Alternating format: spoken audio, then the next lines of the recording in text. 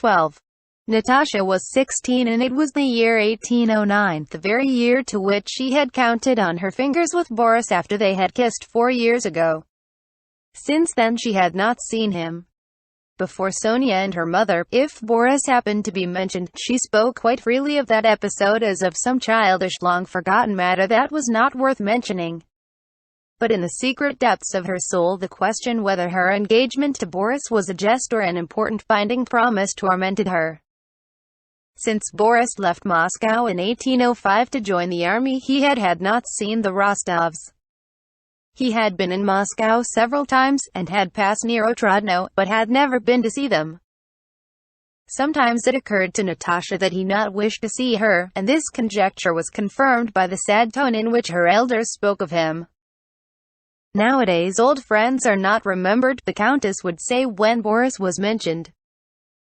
Anna Mikhailovna also had of late visited them less frequently, seemed to hold herself with particular dignity, and always spoke rapturously and gratefully of the merits of her son and the brilliant career on which he had entered. When the Rostovs came to Petersburg, Boris called on them. He drove to their house in some agitation. The memory of Natasha was his most poetic recollection. But he went with the firm intention of letting her and her parents feel that the childish relations between himself and Natasha could not be binding either on her or on him. He had a brilliant position in society thanks to his intimacy with Countess Bezukhova. A brilliant position in the service thanks to the patronage of an important personage whose complete confidence he enjoyed. And he was beginning to make plans for marrying one of the richest heiresses in Petersburg, plans which might very easily be realized. When he entered the Rostovs' drawing room, Natasha was in her own room. When she heard of his arrival she almost ran into the drawing room, flushed and beaming with a more than cordial smile. Boris remembered Natasha in a short dress, with dark eyes shining from under her curls and boisterous childish laughter, as he had known her 4 years before. And so he was taken aback when quite a different Natasha entered, and his face expressed rapturous astonishment. This expression on his face pleased Natasha. "Well, do you recognize your little madcap playmate?" asked the Countess. Boris kissed Natasha's hand and said that he was astonished at the change in her. "How handsome you have grown!" "I should think so," replied Natasha's laughing eyes. "And is Papa older?" she asked.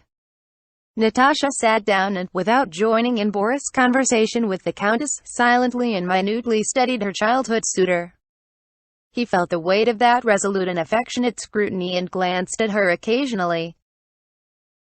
Boris' uniform, spurs, tie, and the way his hair was brushed were all comme il faut and in the latest fashion. This Natasha noticed at once. He sat rather sideways in the armchair next to the Countess, arranging with his right hand the cleanest of gloves that fitted his left hand like a skin.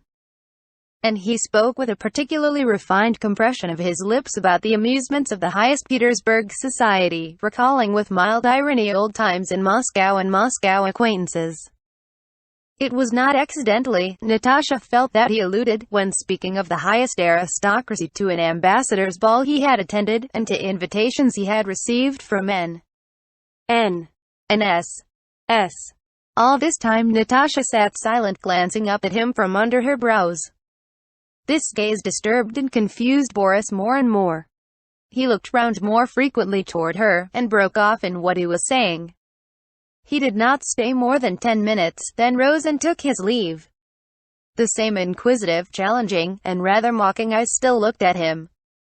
After his first visit Boris said to himself that Natasha attracted him just as much as ever, but that he must not yield to that feeling. Because to marry her, a girl almost without fortune, would mean ruin to his career, while to renew their former relations without intending to marry her would be dishonorable. Boris made up his mind to avoid meeting Natasha, but despite that resolution he called again a few days later and began calling often and spending whole days at the Rostovs. It seemed to him that he ought to have an explanation with Natasha and tell her that the old times must be forgotten. That in spite of everything, she could not be his wife, that he had no means, and they would never let her marry him. but he failed to do so and felt awkward about entering on such an explanation. From day to day he became more and more entangled. It seemed to her mother and Sonya that Natasha was in love with Boris as of old. She sang him his favorite songs, showed him her album, making him write, and it did not allow him to allude to the past, letting it be understood how was the present. And every day he went away in a fog, without having said what he meant, and not knowing what he was doing or why he came, or how it would all end. He left off visiting Helena and received reproachful notes from her every day, and yet he continued to spend whole days with the Rostovs.